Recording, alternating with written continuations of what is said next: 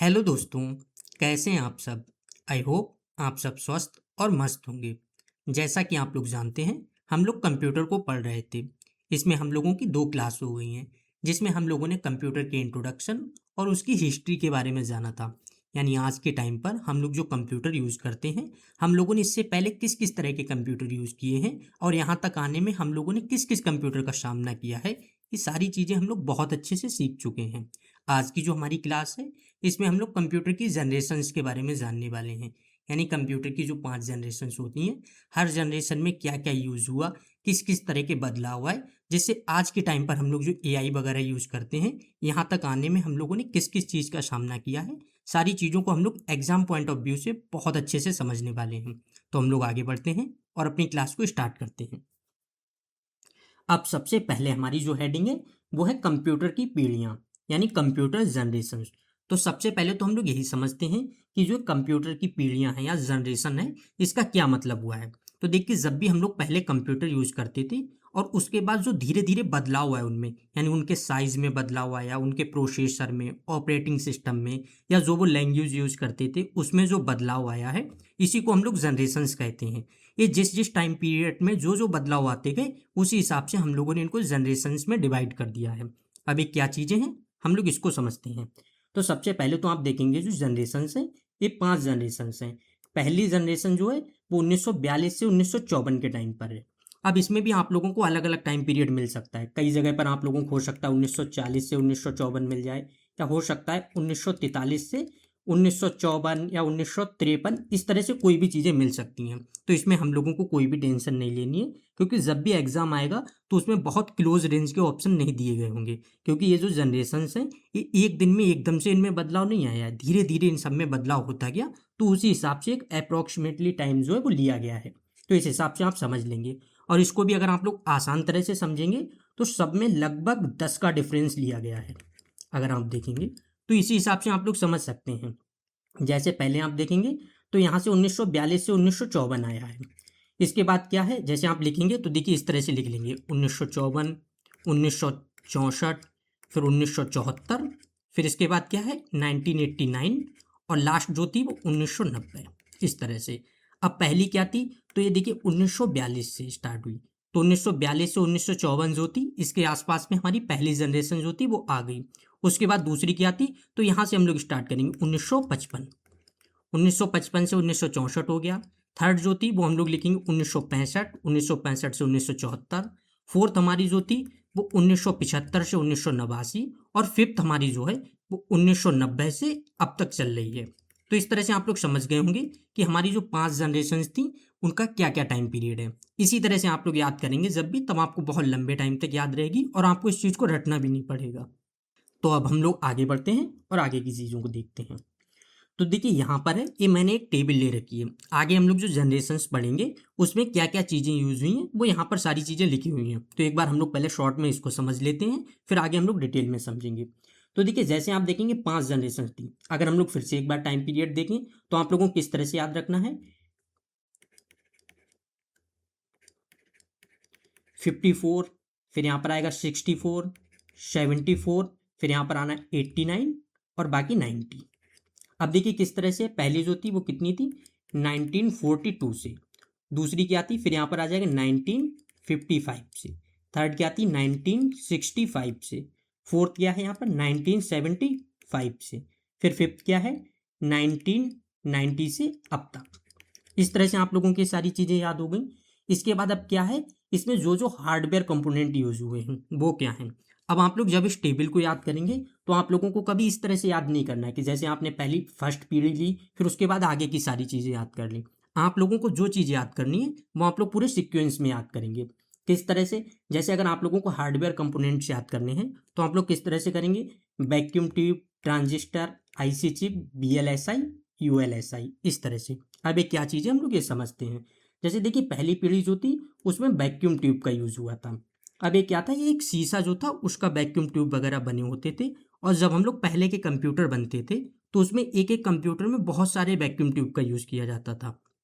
इसी वजह से जो कंप्यूटर होते थे उनके साइज बहुत बड़े होते थे, और कंप्यूटर्स होते वो बहुत ज़्यादा हीट भी फेंकते थे।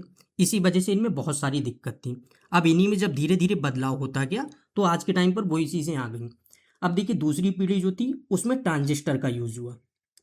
अब ट्रांजिस्टर क्या थे, वो वैक्यूम ट्यूब से जो थे उससे थोड़ा कम हीट फेंकते थे, थोड़ा कम साइज़ के थे, इस तरह से आ गई। अब थर्ड पीढ़ी जो थी, यहाँ पर क्या है, आईसी चिप का यूज़ हुआ।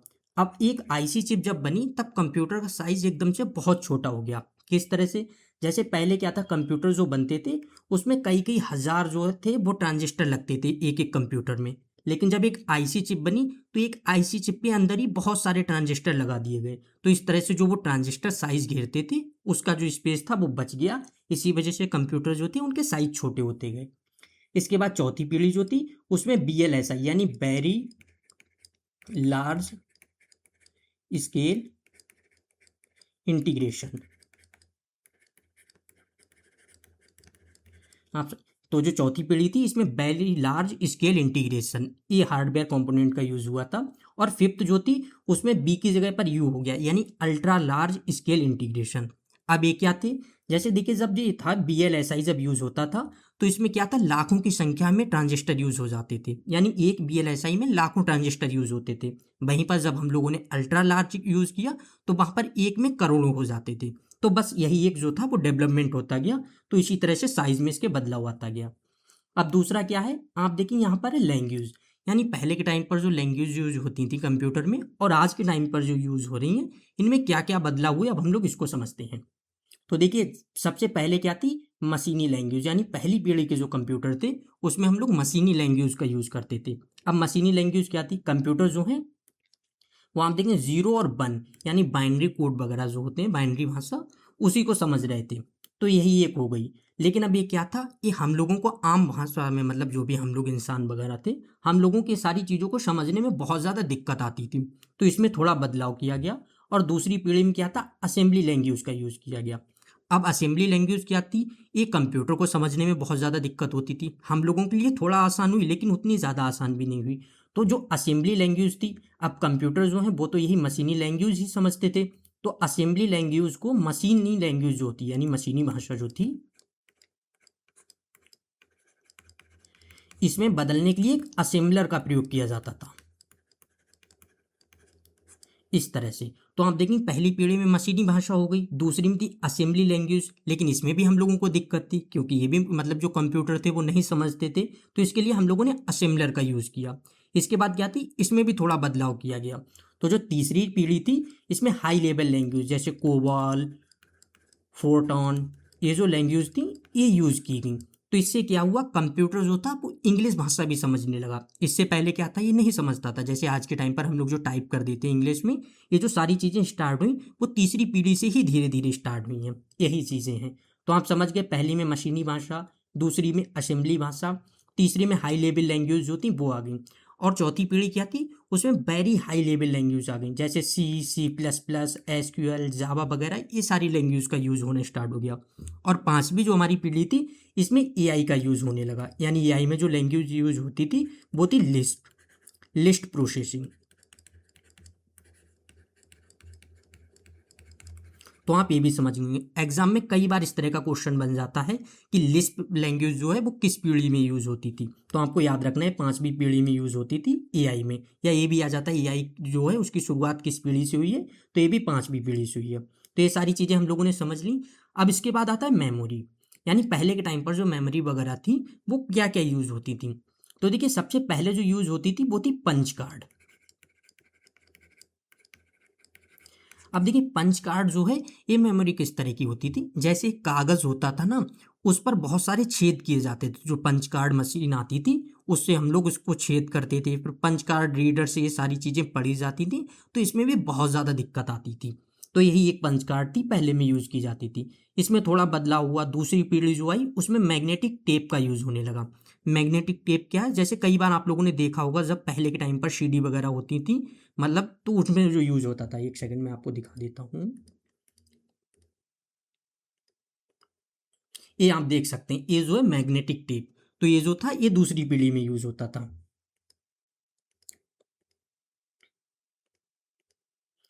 अच्छा एक चीज और है, जो पंच कार्ड था वो भी मैं, ये जो है ये पंच कार्ड था। आप देख सकते हैं पहली मतलब पहली पीढ़ी में जो मेमोरी यूज होती थी पंच कार्ड, आप देख सकते हैं वो यही है। इसमें क्या आप देख सकते हैं अलग अलग तरह के छेद थे। ये जो था मशीन से इसको बनाए जाते थे, फिर जो पंच कार्ड रीडर होता था उसके द्वारा ये पढ़े जाते थे। तो ये भी बहुत ज़्यादा कॉम्प्लिकेटेड था। अब देखिए तीसरी क्या थी, उसमें लार्ज मैग्नेटिक कोर जो है ये आ गई थी। इसके बाद जो चौथी पीढ़ी आई उसमें जो एच मतलब हार्ड डिस्क जो है आज के टाइम पर जो हम लोग कंप्यूटर वगैरह में लैपटॉप में हार्ड डिस्क देखते हैं, वो सारी चीज़ें हार्ड डिस्क हो गई, फ्लॉपी डिस्क ड्राइव या डीवीडी सीडी जो होती है ना, कॉम्पैक्ट डिस्क हम लोग जो आज के टाइम पर मतलब आज तो बंद हो गई हैं, लेकिन पहले के टाइम पर जब हम लोग सीडी वगैरह यूज़ करते थे उसमें जो होती थी वही सारी चीज़ें हैं। तो ये चीज़ आपको ध्यान रखनी। और पांचवी जो थी इसमें एसएसडी यानी सॉलिड स्टेट ड्राइव, ये चीज़ें यूज़ होने लगी हैं, तो आपको ये भी याद रखनी है। इसके बाद देखिए अब आता है स्पीड, यानी अब पहली पीढ़ी जो थी उसमें स्पीड क्या थी, तो पहली पीढ़ी के जो कंप्यूटर थे वो प्रोसेस करने में लगभग मिली सेकेंड का टाइम लेते थे। कितना? लगभग 10⁻³ मिली सेकेंड जो है इतना टाइम लेते थे। उसके बाद दूसरा आया दूसरी पीढ़ी के, उसमें जो प्रोसेस करने में क्या है वो माइक्रो सेकेंड में टाइम लेने लगे। कितना? 10⁻⁻6 माइक्रो सेकेंड। थर्ड पीढ़ी जो थी उसमें 10⁻⁻9 नैनो सेकेंड का यूज़ होने लगा। फोर्थ पीढ़ी जो थी उसमें 10⁻12 पिको सेकेंड का। और पांचवी पीढ़ी जो थी इसमें पिको सेकेंड से भी कम टाइम लेने लगा। तो ये सारी चीज़ें हो गई हैं। इसके बाद देखिए आगे आता है जो वो आता है ऑपरेटिंग सिस्टम का। अब देखिए ऑपरेटिंग सिस्टम क्या क्या यूज़ किए जाते थे। पहली पीढ़ी जो थी इसमें बैच ऑपरेटिंग सिस्टम जो है ये यूज़ किया जाता था। अब बैच ऑपरेटिंग सिस्टम क्या था, जैसे आप लोगों को पता है पहले के टाइम पर इतने सारे कंप्यूटर जो थे वो अवेलेबल नहीं थे, यानी हर किसी के पास कंप्यूटर अवेलेबल नहीं था। तो पहले के टाइम पर जो लोग थे उनको कंप्यूटर से कोई भी काम करना होता था। अब आपको ये भी पता है कि जब बहुत बहुत बड़े कंप्यूटर होते थे उनको स्टार्ट करने में बहुत ज़्यादा टाइम लगता था, बहुत ज़्यादा टाइम में वो प्रोसेस करते थे, सारी चीज़ों में बहुत ज़्यादा बिजली की भी खपत होती थी। तो इस चीज़ से क्या था, अब किसी एक इंसान को किसी काम की ज़रूरत है तो सिर्फ एक इंसान के लिए तो कंप्यूटर स्टार्ट नहीं किया जा सकता था। तो इन लोगों ने क्या किया, एक बैच जो ऑपरेटिंग सिस्टम था इसका क्या काम होता था, जैसे मान लेते हैं कोई भी तीन लोग हैं, जैसे A B C इस तरह से तीन लोग हैं और तीनों को अपना कोई भी काम करना है, तो ये लोग अपना काम जो है वो कंप्यूटर में जो है भेज देंगे, जैसे अपना कंप्यूटर में फीड करेंगे। उसके बाद क्या है, batch processing, batch operating system क्या था, ये तीनों लोगों का एक बैच बनाएगा, फिर तीनों लोगों का जो भी डाटा था जो भी चीज़ें उसको एक साथ प्रोसेस करेगा। यही था बैच प्रोसेसिंग जो था। इसके बाद दूसरा आता है टाइम शेयरिंग। अब टाइम शेयरिंग ऑपरेटिंग सिस्टम क्या था, इसमें थोड़ा तो बदलाव हुआ, जैसे क्या था अब इसमें भी बहुत ज़्यादा टाइम लगता था। अब इसमें क्या है कि एक साथ अगर कई लोगों को काम करना होता था तब बैच वाले में इसमें दिक्कत आ जाती थी, बैच ऑपरेटिंग सिस्टम तो जो था। तो इसकी जगह पर time sharing operating system start किया गया। अब टाइम शेयरिंग क्या था, जैसे मान लेते हैं कोई भी एक कंप्यूटर है यहाँ पर, अब इससे कई सारे लोग काम कर रहे हैं। जैसे मान लेते हैं एक ए हो गया, एक बी, एक सी, एक डी।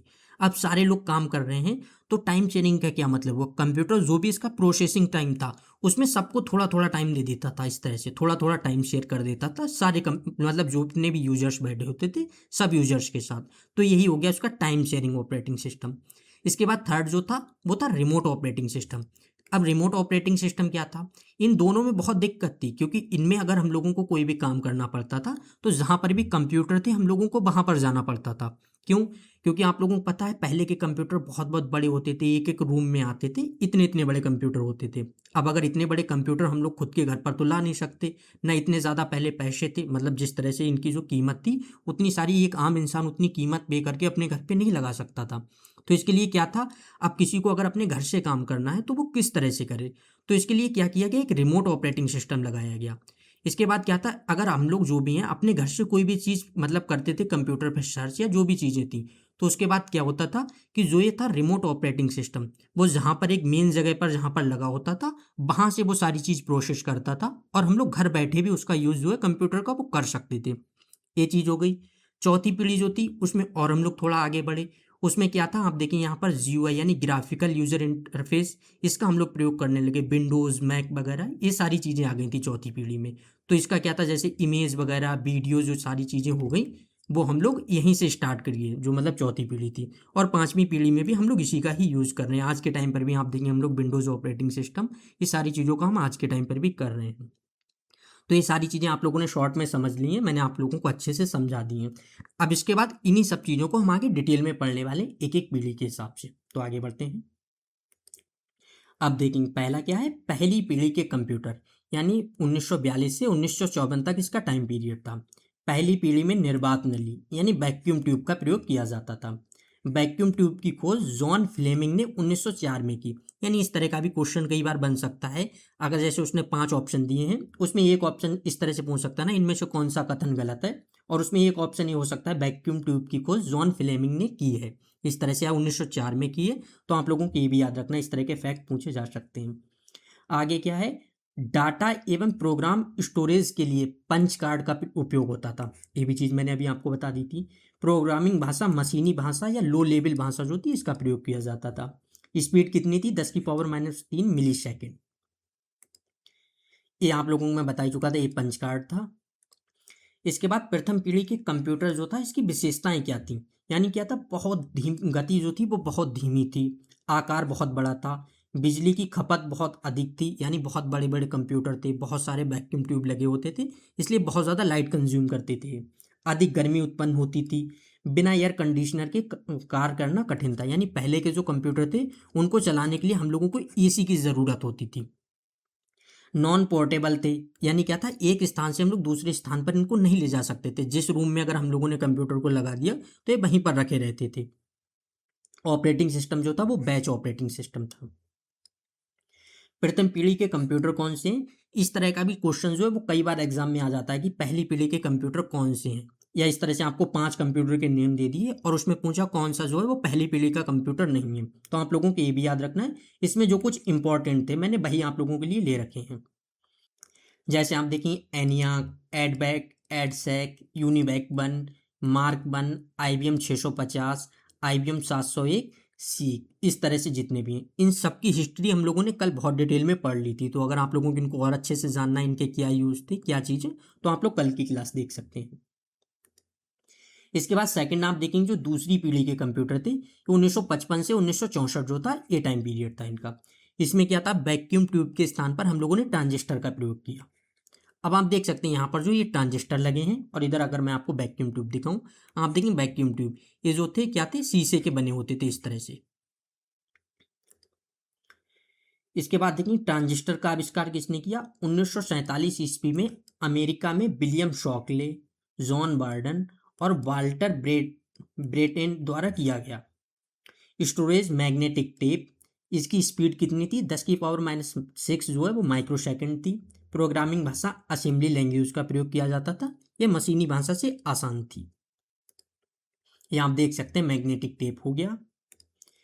इसके बाद क्या था, असेंबली लैंग्वेज जो है इसका विकास किसने किया, तो कटलीन वुड द्वारा किया गया। यानी असेंबली लैंग्वेज जो है इसका विकास कटलीन वुड द्वारा किया गया। ऑपरेटिंग सिस्टम क्या था, batch operating system and time sharing operating system, यही हो गया। उच्च स्तरीय भाषा हाई लेवल लैंग्वेज जो थी, कोबॉल फोर्ट्रॉन, इनका विकास शुरू हो गया। दूसरी पीढ़ी जो थी, इससे इनका दूसरी पीढ़ी के लास्ट से इनका विकास शुरू हो गया, और तीसरी पीढ़ी में इनका अच्छे से यूज होने लगा था, जो कोबॉल और फोर्ट्रॉन थी। इसकी विशेषताएं क्या है, प्रथम पीढ़ी की तुलना में अधिक विश्वसनीय। अब देखिए, जब भी एक चीज़ आपको ध्यान रखनी है, जब भी अगर हम लोग जनरेशन चेंज करेंगे, जैसे अगर मान लेते हैं यहाँ पर कोई भी पहली जनरेशन है, यहाँ पर दूसरी जनरेशन है, तो क्या होगा, पहली जनरेशन में अगर आकार बड़ा है तो सिंपल सी बात है, दूसरी जनरेशन में उसका आकार जो है वो कम हो जाएगा। सेम यही चीज़ है, अगर इनकी गति जो है वो जितनी भी प्रोसेसिंग में टाइम लेते होंगे, उससे थोड़ा कम टाइम जो है वो यहाँ पर लेंगे। यही चीज़ें, अगर ऑपरेटिंग सिस्टम यहाँ पर जो भी यूज़ हो रहा होगा उससे थोड़ा बेहतर यहाँ पर हुआ होगा, जब उसमें हम लोग थोड़ा बेहतर होते जाएंगे तो उसी हिसाब से जनरेशन जो है वो चेंज होती जाएंगी। तो देखिए, इस तरह से आकार में जो थे वो छोटे हो गए, बिजली की खपत कम, यानी पहले में जितनी भी हम लोग लाइट कंज्यूम करते थे, लास्ट मतलब जब सेकंड जनरेशन आई उसमें थोड़ा कम हो गया, थर्ड में और कम हो गए। इसी तरह से जब हम लोग फिफ्थ में आ गए और आज के टाइम पर आए, तब आप लोग देख सकते हैं लैपटॉप वगैरह हैं वो कितना कम टाइम कंज्यूम करते हैं, पोर्टेबल भी हैं, हम लोग एक स्थान से दूसरे स्थान पर ले जा सकते हैं, ये सारी चीज़ें हो गई।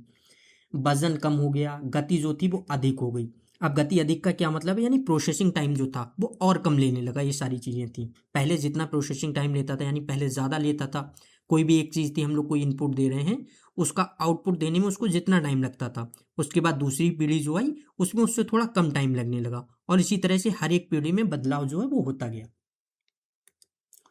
अब आप देखेंगे दूसरी पीढ़ी जो है इसके कंप्यूटर कौन से थे, तो आप देखेंगे एटलस हो गया, Honeywell 400, CDC 1604, CDC 3600, IBM 7000, IBM 1401, PDP-1, UNIVAC 1107, UNIVAC 1108, IBM 1620, IBM 7090, IBM 7094।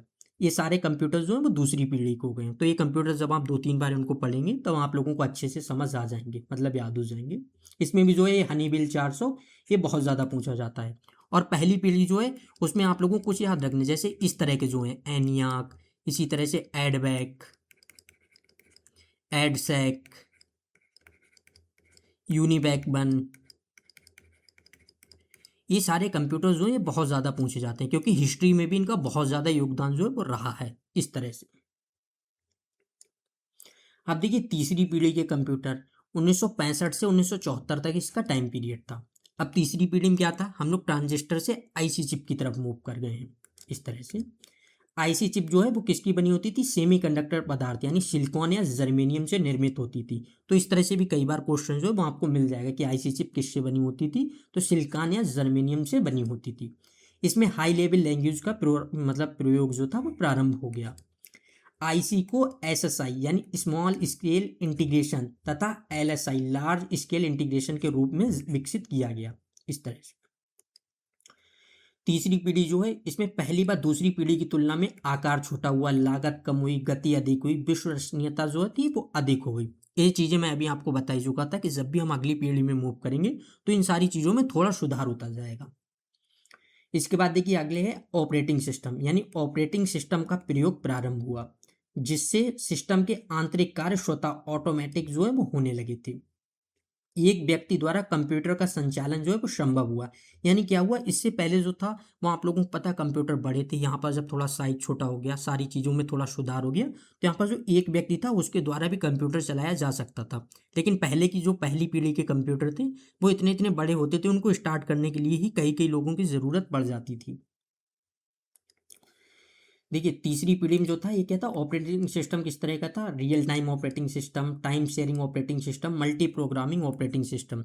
अब क्या है, जो पहले के ऑपरेटिंग सिस्टम थे वो भी इसमें यूज होते गए और थोड़ा थोड़ा उनमें डेवलपमेंट जो है वो होता गया। स्टोरेज डिवाइस के रूप में मैग्नेटिक डिस्क का प्रयोग किया गया। स्पीड कितनी होगी, 10⁻⁹ नैनो सेकेंड। इनपुट आउटपुट एवं मेमोरी घटक यानी कीबोर्ड, मॉनिटर, रैम, रोम, इनका जो प्रयोग था वो तीसरी पीढ़ी से ही किया गया।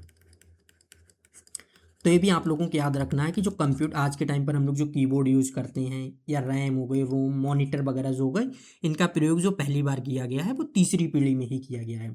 इस पीढ़ी में मिनी कंप्यूटर का प्रयोग प्रारंभ हुआ। ये भी चीज़ें हैं।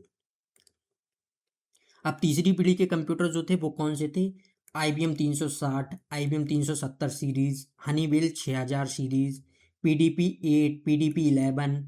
इस तरह से अगर आपको कोई भी कंप्यूटर लिखा हुआ मिल जाता है हमारी मतलब इसी सीरीज में, तो आप लोगों को क्या उसको इस तरह से पढ़ना है, जैसे PDP, एक सेकेंड, जैसे PDP 8/11 नहीं है, ये है एक कंप्यूटर है PDP 8 और दूसरा हो गया PDP 11 इस तरह से। CDC 6600, सुपर कंप्यूटर फर्स्ट क्रे, यानी पहला सुपर कंप्यूटर जो था वो क्रे 1 था। ये भी चीज़ आप लोगों को याद रखनी, इस तरह का फैक्ट जो है वो कई बार आ जाता है कि पहला सुपर कंप्यूटर कौन सा था,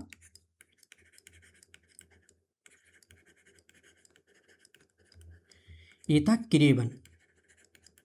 कब बना था ये, 1976 में बना था। तो ये क्या था, लगभग तीसरी पीढ़ी जो थी उसी के लास्ट से इसका जो है वो मतलब विकास था वो प्रारंभ हो गया था। तो इस तरह से यहाँ पर आ जाता है कि तीसरी पीढ़ी में कौन सा था, तो ये था क्रे 1। चौथी पीढ़ी के कंप्यूटर, देखिए चौथी पीढ़ी जो थी वो 1975 से 1989 तक थी। कंप्यूटर के क्षेत्र में सबसे बड़ी क्रांति इसी पीढ़ी को माना जाता है। इस तरह से अब क्या था कि बहुत सारे डेवलपमेंट जो है वो इसी में हुए, इसी पीढ़ी में, तो इसी वजह से इसको हम जो है सबसे बड़ी क्रांति इस तरह से बोल देते हैं। अब इसमें क्या हुआ, आकार में बहुत छोटा, यानी कंप्यूटर जो थे वो बहुत ज़्यादा छोटे हो गए, अधिक प्रभावशाली व विश्वसनीय हो गए, इनकी गति तेज हो गई, अधिक मेमोरी क्षमता हो गई और एसी की जो आवश्यकता थी वो समाप्त हो गई। यानी इससे पहले जो हम लोगों को एसी की ज़रूरत पड़ती थी, चौथी पीढ़ी से वो पूरी तरह से समाप्त हो गई। इस पीढ़ी में माइक्रो कंप्यूटर, पर्सनल कंप्यूटर का विकास हुआ। अब ये सारे क्या है, माइक्रो कंप्यूटर, मिनी कंप्यूटर, ये क्या है, ये हम लोग इसी क्लास के लास्ट में समझ लेंगे। मतलब लास्ट में जो है वो वहाँ पर सारे टॉपिक है वो हम लोग समझ लेंगे वहाँ पे। अब देखिए चौथी पीढ़ी में क्या हुआ, गति कितनी होगी, 10⁻12 पिको सेकेंड इस तरह से। LSI तथा BLSI, very large scale integration circuit का प्रयोग हुआ। अब BLSI में क्या था, बहुत सारी मतलब जो थी ट्रांजिस्टर उनका प्रयोग किया जाता था। यही चीज़ थी। आईसी में क्या था, उसमें क्या था, कुछ ट्रांजिस्टर यूज होते थे। अब उसके बाद जब आगे हम लोग बढ़ेंगे बीएलएसआई, तो इसमें क्या था, उससे थोड़े ज़्यादा हुए, लगभग लाखों की संख्या में ट्रांजिस्टर यूज होने लगे। और जब यही हम लोग यूएलएसआई में आ जाएंगे तो उसमें क्या था, करोड़ों की संख्या में ट्रांजिस्टर यूज होने लगे। यही एक चीज़ थी। देख सकते हैं यहाँ पर लिखा हुआ है एलएसआई में लगभग 3 लाख ट्रांजिस्टर के बराबर कार्य करने की क्षमता होती थी। आप समझ सकते हैं जब इसका अगर विकास नहीं हुआ होता तो हम लोगों को क्या होता, जैसे सेकंड पीढ़ी में हम लोग ट्रांजिस्टर यूज करते थे तो वहाँ पर हम लोगों को ट्रांजिस्टर यूज करने पड़ते थे। लेकिन वहीं जब हम लोगों ने लार्ज स्केल इंटीग्रेशन बीएलएसआई इनका यूज किया, तब आप देख सकते हैं एक एक में ही 3-3 लाख ट्रांजिस्टर जो थे वो इस तरह से उनके बराबर जो कार्य करने की क्षमता थी वो विकसित कर दी गई। माइक्रो प्रोसेसर एवं सेमीकंडक्टर मेमोरी का प्रयोग हुआ। चौथी पीढ़ी में क्या थी, लैंग्वेज जो थी C++, SQL यानी स्ट्रक्चर्ड क्वेरी लैंग्वेज, इन सब चीज़ों का विकास हुआ। आज के टाइम पर जो इंटरनेट वगैरह है उसका विकास, LAN MAN WAN, local area network, metropolitan area network, ये सारी चीज़ें जो हैं इनका विकास भी यहीं पर हुआ। विंडोज़ ऑपरेटिंग सिस्टम हो गई, डॉस जो हो गई, इसका भी विकास हो गया। GUI graphical user interface, Apple operating system, इन सब चीज़ों का विकास जो है वो चौथी पीढ़ी में ही हुआ। इसीलिए हम लोग इसको कंप्यूटर की सबसे बड़ी क्रांति जो उसको बोल देते हैं कि सबसे ज़्यादा कंप्यूटर में जो बदलाव हुए हैं वो चौथी पीढ़ी में ही हुए हैं। इसके बाद आप देखेंगे जो है पांचवी पीढ़ी, यानी 1990 से वर्तमान तक। इसमें क्या था, यूएलएसआई का यूज हुआ। एक चीज़ और इसमें क्या था, एआई का विकास हुआ। और एआई के लिए हम लोग किस लैंग्वेज का यूज करते हैं, लिस्ट, लिस्ट प्रोसेसिंग। इससे हो जाएगा लिस्ट, मतलब LIS से हो गया लिस्ट, और पी से हो गया प्रोसेसिंग। तो इस चीज़ का भी आपको ध्यान रखना है। इस पीढ़ी में BLSI और ULSI यानी अल्ट्रा लार्ज स्केल इंटीग्रेशन तथा आर्टिफिशियल इंटेलिजेंस तकनीकी का प्रयोग किया गया। एआई के कारण कंप्यूटर में निर्णय लेने की क्षमता विकसित हुई, यानी कंप्यूटर जो अपने आप से निर्णय ले सकता है, स्वचालित, मतलब ऑटोमेशन जो एक तरह से कहें, वो यहीं से विकसित हुआ अच्छी तरह से। प्रमुख विशेषताएं इसकी क्या थी, parallel processing, super conductivity, artificial intelligence, voice recognition, visual recognition, ये सारी चीज़ें जो थी वो यहीं से विकसित हुई हैं। जो पांचवी पीढ़ी है यहीं से ये सारी चीज़ों का जो है शुरुआत हुई है। पांचवी पीढ़ी में क्या थी, स्टोरेज क्षमता बहुत अधिक थी। अब आपको पता है SSD वगैरह यूज होने लगी थी, तो SSD जो है बहुत बहुत बड़ी आ रही है, टीवी की इस तरह से PB, सारी चीज़ें इतनी इतनी बड़ी SSD आ रही हैं। तो उन सारी चीज़ों से जो है मेमोरी क्षमता वो इसकी बहुत अधिक हो गई। मेमोरी, ऑप्टिकल डिस्क, अब ये चीज़ें क्या है, ये मेमोरी का पार्ट है। जब हम लोग मेमोरी पढ़ेंगे तब आप लोगों की ये चीज़ें अच्छे से समझ आएंगी कि ऑप्टिकल डिस्क वगैरह क्या है, बाकी कौन कौन सी मेमोरी हम लोग यूज़ करते हैं, GB, PB, TB, इस तरह से जियो बाइट तक बहुत सारी मेमोरी हम लोग यूज़ करते हैं अलग अलग तरह की। तो वो चीज़ें आप लोगों को तब और ज़्यादा अच्छे से समझ आएंगी। बाकी लैंग्वेज क्या है, C++, ASP.NET, जावा, पाइथन, ये सारी चीज़ों का यहाँ पर विकास जो है वो हो गया था अच्छी तरह से। इंटरनेट एवं मल्टीटास्किंग की सुविधा, इस तरह से एक साथ अनेक कर, मल्टीटास्किंग क्या होता है, एक साथ हम लोग बहुत सारे टास्क कर सकते हैं, मल्टीटास्क आप इसके नाम से समझ सकते हैं, मल्टीटास्क। अब मल्टीटास्क अगर हम लोग इसको आसान भाषा में समझें, जैसे हम लोग अभी कंप्यूटर यूज़ कर रहे होते हैं तो कई बार होता है हम लोग कोई सॉन्ग सुन रहे हैं या हम लोग ब्राउज़र पे जाकर वहाँ पर कोई चीज़ सर्च कर रहे हैं, सेम टाइम पर आपने अपनी कोई भी फाइल ओपन कर रखी है, तो इस तरह से हम लोग अलग अलग टास्क कर रहे हैं, वही ये मल्टीटास्किंग। तो जब ये हम लोग पांचवी पीढ़ी में जब आए तो यहीं से मल्टीटास्किंग शुरू हुई। इससे पहले क्या था, अगर हम लोग कभी भी यूज़ कर रहे हैं तो जो एक काम कर रहे हैं जब वो काम फिनिश हो जाता था तब उसके बाद हम लोग दूसरे काम को कर रहे थे। लेकिन यहाँ से बहुत अच्छे से हो गया था मल्टीटास्किंग, बहुत ज़्यादा आसान हुई और बहुत अच्छे से हम लोग कर पा रहे थे। अब देखिए मल्टीमीडिया का व्यापक उपयोग, मल्टीमीडिया का जैसे साउंड, ग्राफिक्स, टेक्स्ट वगैरह जो थे इनका बहुत अच्छे से प्रयोग जो है वो पांचवी पीढ़ी में होने लगा था। कंप्यूटर के प्रकार जैसे डेस्कटॉप हो गया, लैपटॉप, नोटबुक, अल्ट्राबुक, इस तरह के जितने भी कंप्यूटर हैं वो पांचवी पीढ़ी में बहुत अच्छे से विकसित होने लगे थे, मतलब बहुत अच्छे से यूज होने लगे थे। इस पीढ़ी में न्यू एप्लीकेशंस का व्यापक उपयोग हुआ। भारत में विकसित परम सुपर कंप्यूटर इसी पीढ़ी से संबंधित है। अब देखिए ये बहुत इंपॉर्टेंट क्वेश्चन है, इस तरह का कई बार क्वेश्चन आपको मिल जाएगा कि परम सुपर कंप्यूटर जो है वो किस पीढ़ी का कंप्यूटर है, तो आप लोगों को याद रखना है पांचवी पीढ़ी का। सुपर कंप्यूटर वगैरह जो थे उनका विकास जो है वो पांचवी पीढ़ी में ही हुआ है।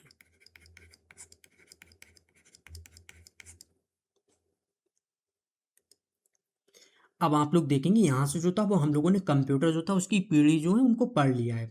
अब यहाँ पर आप लोगों को इस तरह की कुछ मैंने टेबल्स दे रखी हैं शॉर्ट करके, आप लोग इन टेबल्स के हिसाब से अपना रिवीजन कर सकते हैं। ये टेबल अभी हम लोगों ने पहले देख ही लिए, तो आप लोग इससे समझ सकते हैं कि हार्डवेयर कंपोनेंट कौन से यूज हुए थे। तो vacuum tube, transistor, IC chip, VLSI, ULSI.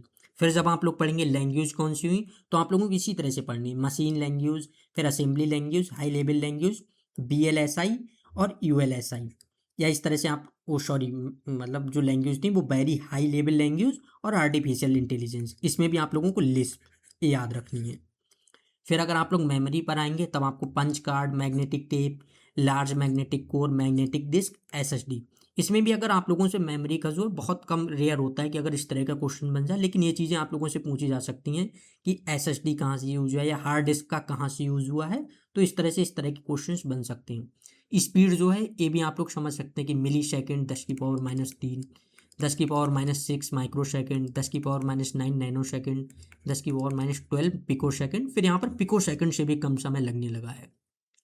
Operating system, batch operating system था, टाइम शेयरिंग, रिमोट, फिर GUI graphical user interface, Windows, Mac वगैरह, वो यहाँ से हुआ। तो इस तरह का क्वेश्चन बन सकता है कि विंडोज़ ऑपरेटिंग सिस्टम या विंडोज़ का विकास जो है वो किस पीढ़ी से संबंधित है, तो ये चौथी पीढ़ी से संबंधित है। ये चीज़ आपको ध्यान रखनी है। सेम आप देखेंगे मैंने यहाँ से इनको कैटेगराइज कर दिया इस तरह से कि memory, punch card, magnetic tape, magnetic core, magnetic disk, SSD. इस तरह से एसएसडी में इस तरह का क्वेश्चन ये बहुत बन जाता है, कोई भी मूविंग पार्ट जो है वो नहीं होता है एसएसडी में। ये आप लोगों को याद रखना है। अब ये क्या है, ये एक तो बहुत तेज़ होती है। अब ये चीज़ें मेमोरी का पार्ट है, जितनी जितनी हम आगे बढ़ते जाएंगे वही चीज़ें वो उतनी ही ज़्यादा तेज़ होती जाएगी। अब जैसे एसएसडी है तो वो हार्ड डिस्क से तेज़ हो जाएगी, हार्ड डिस्क जो है वो डीवीडी से तेज़ हो जाएगी। इस तरह से सारी चीज़ें फास्ट होती जाएंगी। वही चीज़ें हैं यहाँ पर। मैग्नेटिक टेप वगैरह क्या था, ये सिक्वेंशियल एक्सिस था। कैसे, जो पहले मैग्नेटिक टेप जो होता था, जब हम लोग कई बार होता था कि सीडी वगैरह लगाते थे, म्यूजिक वगैरह जब कोई सुनते थे, तब आप लोगों को पता अगर कोई सॉन्ग की प्लेलिस्ट है, मान लेते हैं इस तरह से 5 सॉन्ग हैं उसमें, और अगर आप लोगों को तीसरे नंबर का सॉन्ग सुनना है, तब क्या होता था, आप लोगों को पहले पहले नंबर का फिर दूसरे नंबर का सॉन्ग सुनना पड़ेगा, उसके बाद ही हम लोग तीसरे नंबर का सुन सकते थे। डायरेक्ट ऐसा नहीं था कि हम थर्ड पर मूव कर जाते। यही था सिक्वेंस, मतलब सिक्वेंशियल एक्सिस, यही चीज़ थी। लेकिन क्या था, जब हार्ड डिस्क वगैरह आ गई, ये सारी चीज़ें आ गई, तब ये रैंडम एक्सेस स्टार्ट हो गया। यानी हम लोगों को जो भी सॉन्ग सुनना होता था या जो भी चीज़ें, हम लोग डायरेक्ट वहाँ पर जाकर उसको सुन सकते थे। यही चीज़ें हैं।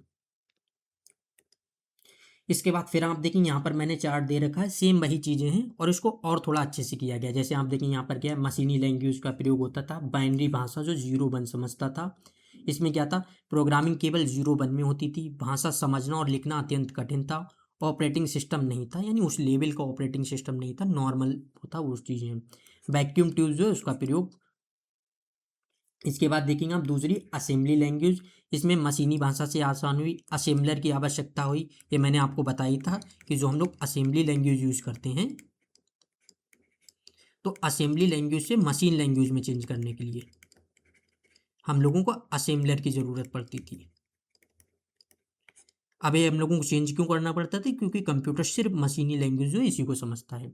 वैज्ञानिक एवं व्यावसायिक उपयोग शुरू हुआ, ट्रांजिस्टर का प्रयोग हुआ, हाई लेवल लैंग्वेज का विकास, प्रोग्रामिंग सरल व संरक्षित हुई, ऑपरेटिंग सिस्टम व्यापक का प्रयोग, मतलब ऑपरेटिंग सिस्टम का व्यापक रूप से प्रयोग हुआ, आईसी चिप, इंटीग्रेटेड सर्किट का प्रयोग, माइक्रो प्रोसेसर का विकास हुआ चौथी पीढ़ी में, पर्सनल कंप्यूटर का आरंभ, जीयूएसआई, विंडोज़ ऑपरेटिंग सिस्टम वगैरह इन सब का प्रयोग हुआ।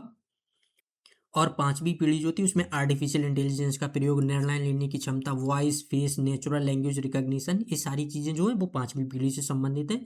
और सुपर कंप्यूटर, स्मार्ट सिस्टम वगैरह जो थे, ये भी सारी चीज़ें जो हैं वो अपनी पांचवी पीढ़ी से ही संबंधित हैं। इसके बाद अगला आप जो है टॉपिक देखेंगे, ये है क्लासिफिकेशन ऑफ कंप्यूटर। आज हम लोग इसको शॉर्ट में जान लेते हैं, कल इसके बारे में हम लोग डिटेल में समझेंगे। तो देखिए, कंप्यूटर जो है उसको हम लोग 3 तरह से डिवाइड करते हैं। एक based on size, based on type, based on purpose, इस तरह से। अब तीनों में क्या है, आप देखिए यहाँ से माइक्रो कंप्यूटर एक था, एक मिनी, एक मेन फ्रेम, एक सुपर। अब एक क्या चीज़ें हैं, हम लोग इसको समझते हैं। जैसे पहला हो गया आकार के हिसाब से। पहले तो ये कंप्यूटर को कितने भागों में डिवाइड करते हैं, तो आप देखेंगे 3। इसमें भी क्या हो गया, एक आकार के हिसाब से। आकार के हिसाब से हम लोग कितने में डिवाइड करते हैं, 4। इसमें क्या है, माइक्रो कंप्यूटर। अब माइक्रो कंप्यूटर क्या है, अगर हम लोग इसको आसान तरह से समझें, आज के टाइम पर हम लोग जो भी कंप्यूटर यूज करते हैं, आप लोगों ने जो भी देखे होंगे लैपटॉप वगैरह, ये सारे क्या हैं, माइक्रो कंप्यूटर ही हैं। इसके बाद आता है दूसरा मिनी कंप्यूटर। अब मिनी कंप्यूटर क्या था, देखिए अगर इसको हम लोग एक एग्जाम्पल से समझें तब आप लोगों को बहुत अच्छे से समझ आएगा। जैसे आप लोगों ने कोई भी यूनिवर्सिटी वगैरह देखी, कोई भी कॉलेज वगैरह, वहाँ पर आप लोगों ने जो देखा होगा, ये कोई भी जैसे ना अलग अलग इस तरह से समझते हैं। चलिए कंप्यूटर बनाते हैं हम लोग, यहाँ पर मान लेते हैं एक कंप्यूटर है और एक कोई भी ऑफिस है, मतलब किसी भी यूनिवर्सिटी या कॉलेज का, और इससे बहुत सारे कंप्यूटर जुड़े हुए हैं इस तरह से, इससे अलग अलग कंप्यूटर जुड़े हुए हैं। यहाँ से हम लोग कोई भी डाटा सेव करते हैं या कोई भी डाटा भेजते हैं, तो मेन जो यहाँ पर कंप्यूटर है वो इसको एकदम से मतलब प्रोसेस करता है, और इसमें जो मेन कंप्यूटर है हमारा इसमें सेव हो जाता है। यही है मिनी कंप्यूटर, यानी माइक्रो कंप्यूटर से थोड़े एडवांस कंप्यूटर और थोड़े अच्छे। मिनी के बाद क्या आता है, मेन फ्रेम कंप्यूटर। अब मेन फ्रेम कंप्यूटर क्या थे, ये मिनी कंप्यूटर से भी और ज़्यादा एडवांस थे। अब ये क्या, जैसे आज के टाइम पर हम लोग जो रेलवे वगैरह में आप लोगों ने देखे होंगे या बैंक में देखे होंगे, वहाँ पर क्या है, मेन फ्रेम कंप्यूटर जो है इनका प्रयोग होता है। किस तरह से आप लोगों ने देखा होगा, बैंक से जो भी हम लोग कोई भी डाटा मतलब सेव करते हैं, जब भी एम्प्लॉय वगैरह, तब जो उनका मेन सिस्टम है वहाँ से वो डाटा प्रोसेस होता है, सारी चीज़ें होती हैं। यहाँ से हम लोगों ने क्या सिर्फ डाटा जो है उसको सेव किया, भेजा, तो मेन प्रोसेस जो है उसकी, उनका जो मेन कंप्यूटर है वहाँ पर है। अभी मेन फ्रेम कंप्यूटर बहुत बहुत बड़े होते हैं, तो यही चीज़ें हैं। इससे क्या है, हज़ारों लाखों कंप्यूटर्स जो हैं वो ऐड होते हैं इस तरह से। तो मेन हो गया। और सुपर कंप्यूटर क्या है, ये आप लोगों को पता है, भविष्यवाणी वगैरह जब हम लोग करते हैं, जैसे आप लोगों को पता है कोई भी प्रेडिक्शन, कि आज के टाइम पर आप लोगों ने देखा होगा कि बारिश की संभावना है या बारिश होगी, जो इस तरह के साइंटिस्ट वगैरह यूज करते हैं, वो सारी चीज़ें क्या है वो सुपर कंप्यूटर से ही पता चलती हैं। इस तरह के हो गए। तो ये सारी चीज़ें अभी हम लोगों ने इनका सिर्फ बेसिक्स जाना है, कल इनको हम लोग डिटेल में पढ़ने वाले हैं। सेम आप देखेंगे बेस्ड ऑन टाइप, टाइप के हिसाब से कितने कंप्यूटर होते हैं, तो कंप्यूटर 3 प्रकार के होते हैं। एक है एनालॉग, एक है डिजिटल, एक है हाइब्रिड। अब इनमें एक बेसिक चीज़ क्या है, एनालॉग क्या होते हैं, एनालॉग कंप्यूटर पे होते हैं जो लगातार जब कोई भी वैल्यू बदल रही होती है वहाँ पर जो प्रयोग होते हैं। किस तरह से, जैसे आप लोगों ने देखा होगा कोई भी हम लोग, चलिए मान लेते हैं टेम्परेचर वगैरह हो गया, टेम्परेचर जब हम लोग चेक करते हैं, जैसे थर्मामीटर वगैरह हो गया, तो उसमें किस कंप्यूटर का यूज़ होता है, एनालॉग कंप्यूटर का। इस तरह से डिजिटल कंप्यूटर कौन से होते हैं, जिसमें जीरो वन मतलब जो है इस तरह से जो बाइनरी कोड का प्रयोग होते हैं। तो जो भी हम लोग आज के टाइम पर कंप्यूटर यूज़ करते हैं वो होगा डिजिटल कंप्यूटर। अब हाइब्रिड कंप्यूटर कौन से होते हैं, एनालॉग और डिजिटल का जो मिश्रण है प्लस डिजिटल, यानी एनालॉग और डिजिटल जब मिक्स हो जाते हैं तभी जो है हाइब्रिड कंप्यूटर बन जाते हैं। उसमें क्या है, एक कंप्यूटर ऐसा भी होगा मतलब जो लगातार वैल्यूज चेंज हो रही हैं उसके हिसाब से करेगा, और एक क्या है वो जो डिजिटल वैल्यूज हो गई जैसे 0 1 इस हिसाब से करेगा। अगर हाइब्रिड का हम एक सबसे अच्छा एग्जाम्पल दें तो पेट्रोल पंप, पेट्रोल पंप पे आप लोगों ने जो देखा होगा कंप्यूटर्स, मतलब जब भी उनकी जो मशीन आपने देखी है जहाँ पर जब उससे तेल निकल रहा है तो वो लगातार उसकी वैल्यू जो है वो चेंज हो रही है, यानी जितना तेल जिस फ्रिक्वेंसी से निकल रहा है सारी चीज़ें। फिर उसमें जब आपने देखा होगा कि रुपए वगैरह जो होते हैं, यानी कितना रुपए हो गया, कि 1 लीटर तेल हो गया तो उसमें कितने रुपए हो गए, वो सारा डाटा ऑटोमेटिक चेंज होता जा रहा है, सारी चीज़ें हो रही हैं। तो वो हाइब्रिड जो है कंप्यूटर इसी का टाइप है। अब एक आते हैं स्पेशल, एक जर्नल पर्पस। ये चीज़ें अगर हम लोगों ने किसी स्पेशल काम करने के लिए कोई भी डिज़ाइन किया है तो वो हो जाता है स्पेशल कंप्यूटर, और अगर जर्नली हम लोग जो कंप्यूटर यूज़ करते हैं वो होगा जर्नल कंप्यूटर। तो इस तरह से आप लोगों ने सारी चीज़ें समझ ली। अभी हम लोगों ने सिर्फ इनका एक बेसिक ओवरव्यू लिया, कल की क्लास में हम लोग इनको डिटेल में समझने वाले हैं। तो आज की जो हमारी क्लास है इसको हम लोग यहीं पर एंड करते हैं। बाकी कल जो है उसमें हम इन सारी चीज़ों को बहुत डिटेल में समझेंगे, और हम लोग कुछ MCQ जो है उनको भी कल लगाने वाले हैं।